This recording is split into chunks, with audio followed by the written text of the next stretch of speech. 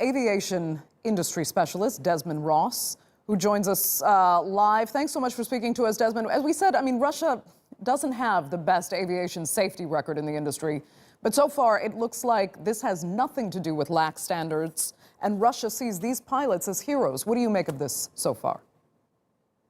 Good morning, Andrea. You're right, there have been a few problems, which is a bit strange, actually, because certainly on the flying side, Russian pilots have got a really good reputation, and their training is actually very thorough, much more so than in many other parts of the world.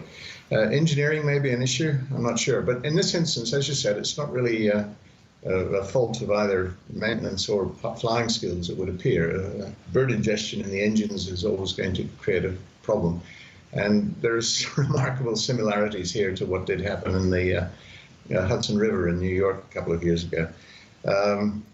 They have done an absolutely wonderful job in getting the aircraft down in, comparatively speaking, one piece. And no real injuries. It appears that there may only be one person remaining in hospital at the moment. I think they've done a really good job, and looking at some photographs that or the video that you're showing at the moment, the field that they've landed in, they were fortunate. It's very flat. You could not land with your wheels down in a situation like that. They've done absolutely the right thing in landing with the wheels up when you don't have a prepared runway, because the wheels can dig in and you simply flip the aircraft over, and that would be worse. Right. So they've done absolutely the right thing, and it looks like maybe they do deserve some sort of a hero's welcome. From what we're seeing so far, indeed. I mean, you brought up that other aviation miracle, the miracle on the Hudson, when a bird strike caused that U.S. plane to lose all engines. I'm wondering if it's almost a miracle that these accidents don't happen more often. Yeah, that's a fair comment. Bird strikes are not uncommon. It's a major problem around many airports, particularly in the developing world, where airports are sometimes close to rivers, rubbish dumps, whatever, which encourage birds to come along.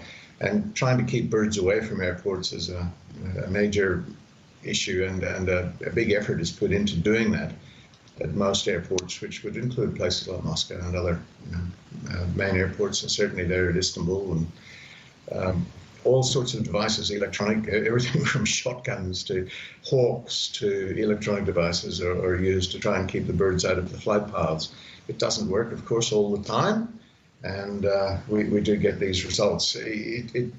Look, one thing that I'm wondering about in this particular instance is that the A320 aircraft that we're seeing here on the ground would have been able to continue flying on one engine.